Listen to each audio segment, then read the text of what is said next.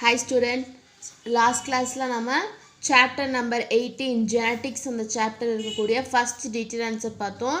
இன்னைக்கு இந்த வீடியோ கிளாஸ்ல என்ன பார்க்க போறோம்னா third detail answerம் next வந்துட்டு short answerல 7th questionம் வந்துட்டு இன்னைக்கு கிளாஸ்ல நம்ம பார்க்கறோம். So third detail என்னன்னு பாருங்க. The sex of the newborn child is a matter of chance and neither of parents may be considered responsible for it. அதாவது வந்துட்டு ஒரு நியூபார்ன் சைல்டோட அதோட ஜெண்டர் அது வந்துட்டு மேலா ஃபீமேலா அப்படிங்கிற ஒரு ஜெண்டருக்கு காரணம் என்னென்னா பேரண்ட்ஸாகவும் இருக்கலாம் இல்லை ஜஸ்ட் ஒரு சான்ஸாகவும் இருக்கலாம். ஸோ மோஸ்ட்டாக வந்துட்டு நம்ம பேரண்ட்ஸை தான் கன்சிடர் பண்ணுறோம். What would be the possible fusion of gametes to determine the sex of the child? So ஒரு சைல்டோட ஜெண்டரை வந்துட்டு என்னென்ன பாசிபிளான கேமிட்ஸ் ஃபியூஷன் ப்ராசஸ் மூலிமா என்னென்ன ஃபேக்டர்ஸ் வந்துட்டு ஒரு சைல்டோட ஜெண்டரை வந்துட்டு டெட்டர்மைன் பண்ணுது அப்படின்னு சொல்லி கேட்குறாங்க. இதுதான் தேர்ட் கொஸ்டின். நெக்ஸ்ட்டு ஷார்ட் ஆன்சரில் 7th கொஸ்டின் பார்த்தீங்கன்னா explain the structure of chromosome. So குரோமோசோமோட ஸ்ட்ரக்சரை வந்துட்டு எக்ஸ்பிளைன் பண்ணோம். இந்த 2 கொஸ்டின் தான் நம்ம இன்னைக்கு கிளாஸில் பார்க்குறோம். ஸோ ஃபஸ்ட்டு தேர்ட் டீட்டெயில் பார்த்துடலாம். ஸோ பாருங்கள், the sex of the newborn child is a matter of chance or neither of parents may be considered responsible for it. What would be the possible fusion of gametes to determine the sex of the child? இதோட answer பார்த்தீங்கன்னா page number 269 இருக்குது. பாருங்கள், page number 269 sex determination இன் ஹியூமன்ஸில் இருக்குல்ல, இந்த topic ஃபுல்லாக எழுதணும். So human பீங்ஸை start பண்ணி அந்த டாப்பிக்கோட எண்டு வரைக்கும் நீங்கள் எழுதணும். இது அந்த கொஸ்டினோட ஆன்சர். ஸோ நம்ம இப்போ ஆன்சர் பார்க்கலாம். Human beings have 23 pairs of chromosomes, out of which 22 pairs are autosomes and 1 pair, 23rd pair is the sex chromosome. So நம்ம எல்லாத்துக்குமே தெரிஞ்சிருக்கோம் ஹியூமன் பீங்ஸில் வந்துட்டு எவ்வளோ பேர்ஸ் இருக்குது குரோமோசோம்ஸ் 23 பேர்ஸ் ஆஃப் குரோமோசோம்ஸ் இருக்குது. அந்த 23 பேர்ஸில் வந்துட்டு 22 பேர்ஸ் ஆஃப் குரோமோசோம்ஸ் என்ன ஆட்டோசோம்ஸ். ஸோ லாஸ்ட்டாக இருக்கக்கூடிய பேர் 23rd பேர் தான் நம்ம என்ன சொல்கிறோம்னா செக்ஸ் குரோமோசோம் அப்படின்னு சொல்கிறோம். The female gametes are the X formed are similar in their chromosome type. Therefore human females are homogametic. அதாவது வந்துட்டு ஃபீமேல் கேமெட்ஸ் இல்லாட்டி எக் ஃபார்ம் ஆகக்கூட எக் எல்லாமே அதோட குரோமோசோம் டைப்பில் வந்துட்டு சிமிலராகவே தான் இருக்கும். ஸோ அதனால நம்ம என்ன சொல்கிறோம்னா ஹியூமன் ஃபீமேல்ஸ் வந்துட்டு ஹோமோகேமெட்டிக் அப்படின்னு சொல்கிறோம். ஸோ என்னென்னு பார்த்தீங்கன்னா நமக்கு இருக்கக்கூடிய அந்த 22 பேர்ஸ் ஆஃப் குரோமோசோம் ஃபஸ்ட்டு 22 பேர்ஸும் ஒரே மாதிரி தான் இருக்கும். அண்ட் 23rd பேரில் இருக்கக்கூடிய 2 குரோமோசோம்ஸ் 22 பேர்ஸ் ஆஃப் குரோமோசோம்ஸ் இருக்குது. ஒரு பேரில் வந்துட்டு 2 இருக்கும். ஸோ 23rd இருக்கக்கூடிய 2 குரோமோசோம்ஸுமே சிமிலராக தான் இருக்கும், ஒரே இதாக தான் இருக்கும். XX அப்படின்னா வந்துட்டு ஒரே குரோமோசோம். பாருங்கள், ரெண்டுமே இங்கே XX தான் கொடுத்துருக்காங்க. அப்போ ஹியூமன் ஃபீமேல்ஸ் இருக்கக்கூடிய எல்லா குரோமோசோம்ஸுமே சிமிலராக தான் இருக்கும். அதனால தான் ஹியூமன் ஃபீமேல்ஸை நம்ம என்னென்னு சொல்கிறோம்னா ஹோமோகேமெட்டிக் அப்படின்னு சொல்கிறோம். The male gametes or sperms produced are of 2 types. So male gametes இல்லாட்டி sperms சொல்கிறோம்ல, ஸோ இது வந்துட்டு 2 விதமாக ப்ரொடியூஸ் ஆகும். They are produced in equal proportion. So வந்துட்டு ஈக்குவலான ஒரு ப்ரொப்போர்ஷனில் தான் வந்துட்டு ப்ரொடியூஸ் ஆகும். The sperm bearing chromosomes and the sperm bearing chromosomes. பாருங்கள், the sperm bearing chromosomeல ஒரு குரோமோசோம் வந்துட்டு 22 பேர்ஸும் ஒரே மாதிரி தான் இருக்கும். அந்த 23rd பேரில் இருக்கக்கூடிய 2 குரோமோசோம்ஸ் வெவ்வேறையாக இருக்கும். ஆனால் ஃபீமேலில் 23rd பேர் குரோமோசோமும் அந்த குரோமோசோம்லேயும் வந்துட்டு ரெண்டுமே ஒரே மாதிரி தான் இருந்துச்சு. ஆனால் இந்த மேல் குரோமோசோம்ஸ் மேல் ஜெண்டரில் பார்த்தீங்க அப்படின்னா அதில் இருக்கக்கூடிய குரோமோசோம்ஸ் வந்துட்டு 23rd பேர் குரோமோசோம் வந்துட்டு 2 டிஃப்ரெண்ட்டாக இருக்கும். அதான் சொல்லியிருக்காங்க the sperm bearing. ஸோ 22 அப்படிங்கிறது first 22 pairs of chromosomes. Next plus X அப்படிங்கிறது நோட் பண்ணுறது என்னென்னு பார்த்தீங்கன்னா 23rd பேரில் இருக்கக்கூடிய ஒரு குரோமோசோம் தான் எக்ஸு. நெக்ஸ்ட்டு 22 அப்படிங்கிறது வந்துட்டு first 22 pairs of chromosomes. Y அப்படிங்கிறது என்னென்னு பார்த்தீங்கன்னா 23rd பேரில் இருக்கக்கூடிய இன்னொரு chromosome. The human males are called heterogametic. So இதனால தான் நம்ம என்னென்னு சொல்கிறோம், ஹியூமன் மேல்ஸை ஹெட்ரோகேமெட்டிக்னு சொல்கிறோம். ஏன் ஹெட்ரோகேமெட்டிக்னு சொல்கிறோன்னா 23rd பேரில் இருக்கக்கூடிய குரோமோசோம். ஸோ 23rd பேரில் 2 குரோமோசோம்ஸும் வெவ்வேறு மாதிரி இருக்குது. ஸோ அதனால தான் நம்ம என்னென்னு சொல்கிறோன்னா ஹெட்ரோகேமெட்டிக் அப்படின்னு சொல்கிறோம்.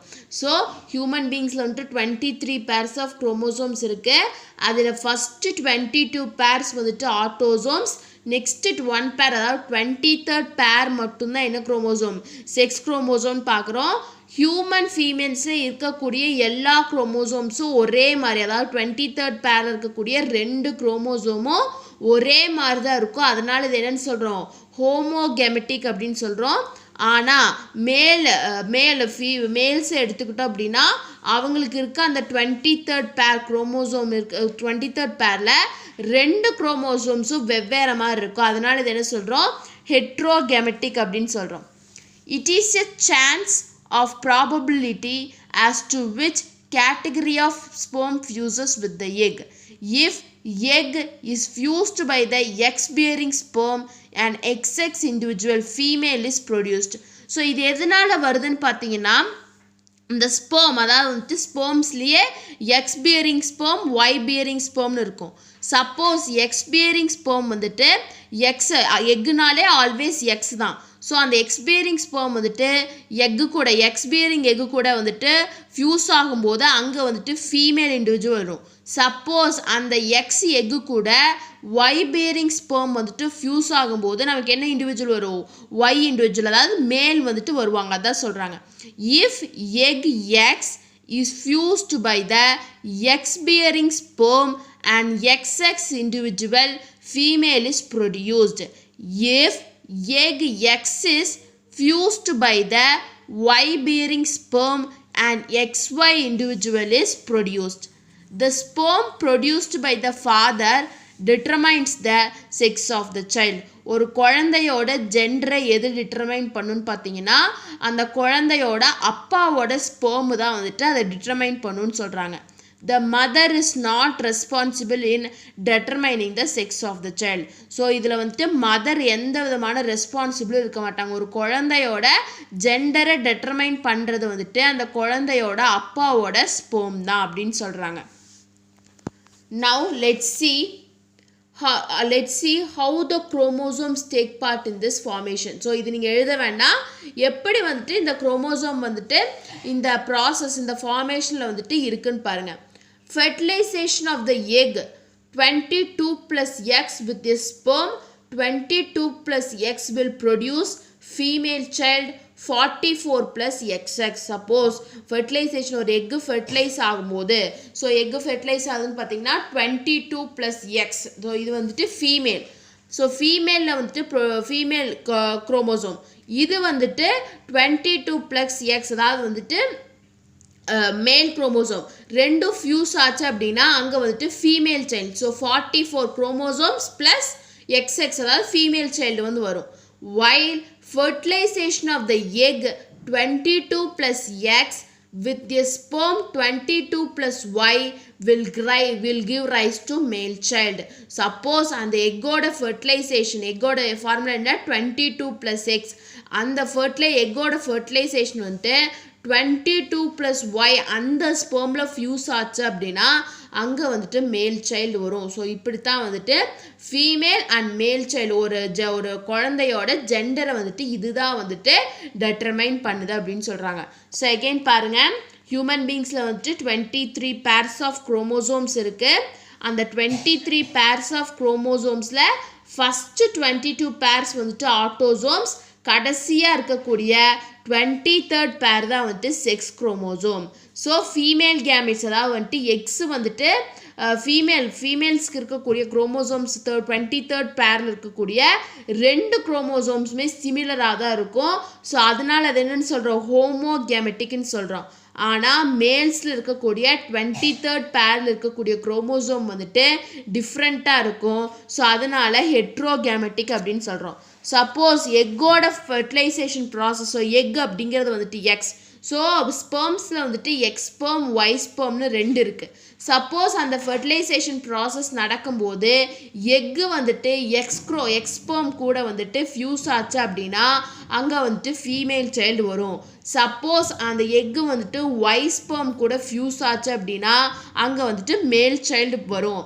ஸோ ஒரு குழந்தையோட ஜெண்டரை டிட்டர்மைன் பண்ணுறது எதுன்னு பார்த்தீங்கன்னா அந்த ஃபாதரோட ஸ்பெர்ம், அந்த ஃபாதரோட ஸ்பெர்ம் தான் வந்துட்டு ஒரு குழந்தையோட ஜெண்டரை வந்துட்டு டிட்டர்மைன் பண்ணுது.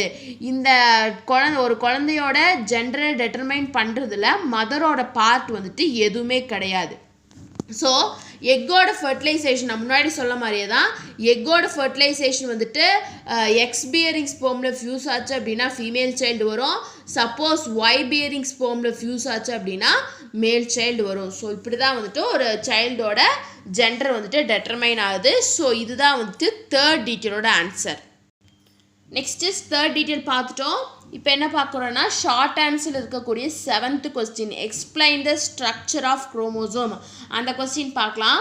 இந்த கொஸ்டினோட ஆன்சர் எங்கே இருக்குன்னு பார்த்தீங்கன்னா பேஜ் நம்பர் 265 இருக்குது.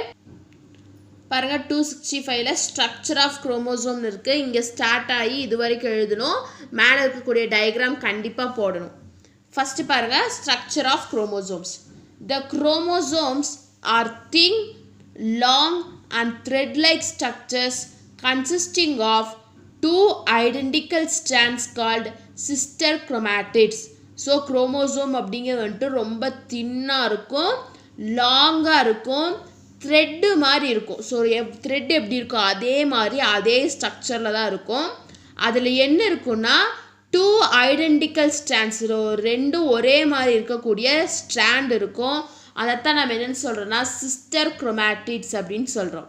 தே are held together by the centromere. So அந்த ரெண்டு ஸ்ட்ராண்டு எப்படி வந்துட்டு ஒன்றுக்கு ஒன்று ஹெல்டாக இருக்குன்னு பார்த்தீங்கன்னா சென்ட்ரோமியர்னால ஹெல்டாக இருக்கும். ஸோ இதுதான் வந்துட்டு சிஸ்டர் குரோமேட்டிட்ஸ். ஸோ ரெண்டு இருக்கா, இந்த ரெண்டு ஒன்றுக்கு ஒன்று எப்படி ஹெல்டாக இருக்குது, சென்ட்ரோமியர்னால ஹெல்டாக இருக்குது. அதுதான் இங்கே சொல்லியிருக்காங்க. Each chromatid is made up of spirally coiled thin structure called chromonema. So ரெண்டு குரோமேட்டிட் சிஸ்டர் குரோமேட்டிட்ஸ் இருக்குல்ல, அந்த ஒவ்வொரு குரோமேட்டிடும் எதனால் ஆயிருக்குன்னு பார்த்தீங்கன்னா ஒரு ஸ்பைரலாக காயிலாக இருக்கக்கூடிய ஒரு ஸ்ட்ரக்சர். அந்த ஸ்ட்ரக்சர் பேர் என்னன்னு பார்த்தீங்கன்னா குரோமோனீமா. The chromonema has number of bed-like structures along its length which are called chromomeres. So அந்த குரோமோனிமாவில் என்ன இருக்குன்னா நம்பர் ஆஃப் பீட் மாதிரி, அதாவது வந்துட்டு பீட் மாதிரி ஒரு ஸ்ட்ரக்சர் இருக்கும், அதோட லென்த்து ஃபுல்லாமே இருக்கும். அதைத்தான் நம்ம என்னென்னு சொல்கிறோன்னு பார்த்தீங்கன்னா குரோமோமியர்ஸ் அப்படின்னு சொல்கிறோம். The chromomeres are made up of DNA, RNA, chromosomal proteins and certain metallic ions. So அந்த இந்த குரோமோசோம்ஸ் வந்துட்டு எதனால் ஆயிருக்குன்னு பார்த்தீங்கன்னா டிஎன்ஏனால, ஆர்என்ஏனால, குரோமோசோமல் ப்ரோட்டீன்ஸ்னால அண்ட் சர்டைன் மெட்டாலிக் அயன்ஸ்னால வந்துட்டு மேடாயிருக்கு. These protein provides structural support to the chromosome. ஒரு குரோமோசோமுக்கு ஸ்ட்ரக்சுரல் சப்போர்ட்டை கொடுக்கறது, ப்ரொவைட் பண்ணுறது எதுன்னு பார்த்தீங்கன்னா இந்த ப்ரோட்டீன்ஸ் தான் அப்படின்னு சொல்கிறாங்க. ஸோ ஸ்ட்ரக்சர் ஆஃப் குரோமோசோம்ஸ் பார்க்கும்போது ஃபஸ்ட்டு ஒன் என்ன பார்க்குறோம், the chromosomes are thin, long and thread like structure. So chromosome எப்படி இருக்கும், த்ரெட்டோட ஸ்ட்ரக்சர் எப்படி இருக்குமோ அதே மாதிரி தான் இருக்கும். It consists of 2 identical strands call sister chromatids. So அதில் வந்துட்டு 2 ஐடென்டிக்கல் ஸ்ட்ராண்ட்ஸ் இருக்கும். அதைத்தான் நம்ம என்ன சொல்கிறோன்னா சிஸ்டர் குரோமேட்டிட்ஸ் அப்படின்னு சொல்கிறோம். ஸோ அந்த சிஸ்டர் குரோமேட்டிட்ஸ் ஒன்றுக்கு ஒன்று எப்படி ஹெல்டாக இருக்குன்னு பார்த்தீங்கன்னா they are held together by centromere. So சென்ட்ரோமியர்னால ஹெல்டாக இருக்கும், ஒன்றுக்கு ஒன்று ஹெல்டாக இருக்கும். Each chromatid is made up of spirally coiled thin structure called chromonema. So ஒவ்வொரு குரோமேட்டிடும் எதனால் மேடாக இருக்குன்னு பார்த்தீங்கன்னா ஒரு ஸ்பைரலி காயில்டு ஒரு ஸ்ட்ரக்சர் மாதிரி இருக்கும், ரொம்ப தின்னாக இருக்கும், அந்த ஸ்ட்ரக்சர்னால் ஆயிருக்கும். அதைத்தான் நம்ம என்ன சொல்கிறோன்னு பார்த்தீங்கன்னா குரோமோனிமா அப்படின்னு சொல்கிறோம். ஸோ அந்த குரோமோனிமாவில் நிறையா பீட் லைக் ஸ்ட்ரக்சர்ஸ் மாதிரி இருக்கும், அதோட லென்த்து ஃபுல்லாக. அதைத்தான் நம்ம என்ன சொல்கிறோன்னா குரோமோமியர்ஸ் அப்படின்னு சொல்கிறோம். ஸோ இந்த குரோமோசோம்ஸ் வந்துட்டு எதனால் ஆயிருக்குன்னு பார்த்தீங்கன்னா DNA, RNA, chromosomal proteins and சில மெட்டாலிக் அயன்ஸ்னால ஆயிருக்கு. ஸோ இந்த ப்ரோட்டீன்ஸ் தான் வந்துட்டு ஒரு குரோமோசோமுக்கு ஒரு ஸ்ட்ரக்சுரல் சப்போர்ட்டை வந்துட்டு தருதுன்னு சொல்லிட்டு இன்ட்ரொடக்ஷனில் பார்க்குறோம். நெக்ஸ்ட் பாருங்கள், a chromosome consists all of the following regions. So ஒரு குரோமோசோமோட ஸ்ட்ரக்சரில் இந்தந்த பார்ட்ஸ் வந்துட்டு இருக்குது. என்னென்ன பார்ட் பாருங்கள், primary construction, secondary construction, telomere, satellite சொல்லிட்டு 4 ஸ்ட்ரக்சர் வந்துட்டு இருக்கும். So a chromosomes consists of following region. First one is primary construction. பாருங்கள், இதுதான் வந்துட்டு செகண்டரி கன்ஸ்ட்ரக்ஷன். இந்த செகண்டரி கன்ஸ்ட்ரக்ஷன். நெக்ஸ்ட் இது சேட்டிலைட். இதுதான் வந்துட்டு ப்ரைமரி கன்ஸ்ட்ரக்ஷன். ஸோ இது primary construction, secondary construction, satellite and இதுதான் வந்துட்டு டெலோமியர். இந்த 4 பார்ட்டும் வந்துட்டு ஒரு குரோமோசோமில் இருக்கும். ஸோ ஃபஸ்ட்டு பாருங்கள், primary construction. The 2 arms of the chromosome meet at a point called primary constriction or centromere. So அந்த 2 ஆர்ம்ஸும் வந்துட்டு ஒரு பாயிண்டில் வந்துட்டு மீட் ஆகும். அந்த பாயிண்ட்டை தான் நம்ம என்னென்னு சொல்கிறோன்னா ப்ரைமரி கன்ஸ்ட்ரக்ஷன் இல்லாட்டி வந்துட்டு சென்ட்ரோமியர்னு சொல்கிறோம். ஸோ இந்த 2 ஆர்ம்ஸ் எங்கே வந்து மீட் ஆகுது, ஒரு இடத்துல வந்துட்டு மீட் ஆகுது. இதைத்தான் நம்ம என்னென்னு சொல்கிறோன்னா ப்ரைமரி கன்ஸ்ட்ரக்ஷன் இல்லாட்டி சென்ட்ரோமியர் அப்படின்னு சொல்கிறோம். The centromere is the region where the spindle fibers attached to the chromosomes during cell division.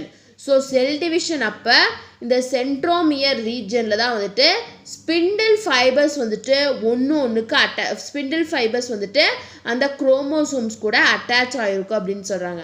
So first region is primary construction. So primary construction எது, the 2 arms of a chromosome meet at a point called primary constriction or centromere. The centromere is the region where the spindle fibers attach to the chromosomes during cell division. Next என்னன்னு பார்த்தீங்கன்னா secondary constriction.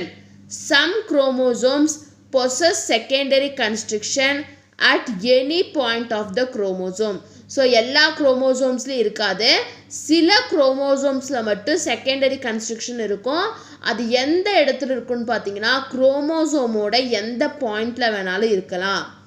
They are known as the nuclear zone or nuclear organizer. So அதைத்தான் என்ன சொல்கிறேன்னா nuclear zone இல்லாட்டி nuclear organizer அப்படின்னு சொல்கிறோம். ஏன் அப்படின்னு சொல்லி பார்த்தீங்கன்னா formation of nucleolus. So nucleolus formation அங்கே தான் நடக்கும். ஸோ அதனால தான் வந்துட்டு நியூக்ளியோலர் ஆர்கனைசர் இல்லாட்டி நியூக்ளியர் ஜோன் அப்படின்னு சொல்கிறோம். ஸோ இதான் வந்துட்டு secondary construction. Third region is telomere. The end of the chromosome is called telomere. So குரோமோசோமோட எண்ட் ரீஜனை தான் நம்ம என்னென்னு சொல்கிறோம்னா டெலோமியர் அப்படின்னு சொல்கிறோம். Each extremity of chromosome has a polarity and prevents it from joining the adjacent chromosome. So ஒவ்வொரு குரோமோசோமுக்கும் சில extremity இருக்கும். ஸோ அதுதான் வந்துட்டு ஒரு குரோமோசோமும் இன்னொரு குரோமோசோமும் அட்டாச் ஆகாமல் ஜாயின் ஆகாமல் பார்த்துக்கும். It maintains and provides stability to the hormones. So இதுதான் வந்துட்டு குரோமோசோம்ஸோட ஸ்டெபிலிட்டியும் அந்த குரோமோசோம்ஸை மெயின்டைன் பண்ணுதுன்னு சொல்கிறாங்க. So fourth region is telomere. டெலோமியருங்கிறது வந்துட்டு எண்ட் ஆஃப் த குரோமோசோமோட எண்டைத்தான் நம்ம என்னென்னு சொல்கிறோம் டெலோமியர் அப்படின்னு சொல்கிறோம். ஸோ ஒவ்வொரு குரோமோசோமோட எக்ஸ்ட்ரிமிட்டிலையும் ஒரு பொலாரிட்டி இருக்கும். அந்த பொலாரிட்டி தான் வந்துட்டு ஒரு குரோமோசோமும் இன்னொரு குரோமோசோமும் ஜாயின் ஆகாமல் பார்த்துக்கும். அதே மாதிரி இந்த டெலோமியரோட ஃபங்க்ஷன் என்னன்னு பார்த்தீங்கன்னா maintains and provide stability to the chromosomes. So குரோமோசோம்ஸுக்கு ஸ்டெபிலிட்டியை கொடுக்கறதும் அதை வந்துட்டு மெயின்டைன் பண்ணுறதும் தான் வந்துட்டு இந்த டெலோமியரோட வேலை. நெக்ஸ்ட் என்னன்னு பார்த்தீங்கன்னா satellite. So fourth region is satellite. Some of the chromosomes have an elongated knob-like appendage at one end of the chromosome known as satellite. So சில குரோமோசோம்ஸில் வந்துட்டு ஒரு நாப் மாதிரி ஒரு அப்பண்டேஜ் மாதிரி ஒரே ஒரு எண்டில் இருக்கும். அதைத்தான் நான் என்னென்னு சொல்கிறேன்னா சேட்டிலைட் அப்படின்னு சொல்கிறோம்.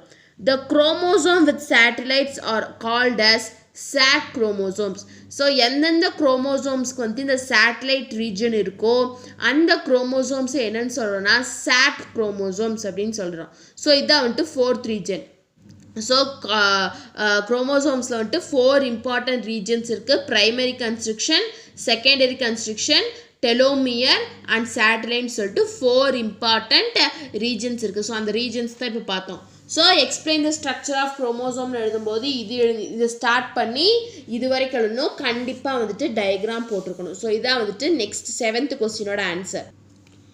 ஸோ ஸ்டூடெண்ட்ஸ், நம்ம இன்றைக்கி கிளாஸில் வந்துட்டு டீட்டெயிலில் 3rd டீட்டெயில் பார்த்தோம். அதே மாதிரி ஷார்ட் ஆன்சரில் 7th கொஸ்டின் பார்த்தோம். பேலன்ஸ் இருக்கிறதா நெக்ஸ்ட் கிளாஸில் பார்க்கலாம். உங்களுக்கு இந்த 2 கொஸ்டின் ஏதாச்சும் டவுட் இருந்தால் கமெண்ட் பண்ணுங்கள். இந்த வீடியோ கிளாஸ் பிடிச்சிருந்தா லைக் பண்ணுங்கள், ஷேர் பண்ணுங்கள், சப்ஸ்கிரைப் பண்ணுங்கள். தேங்க்யூ.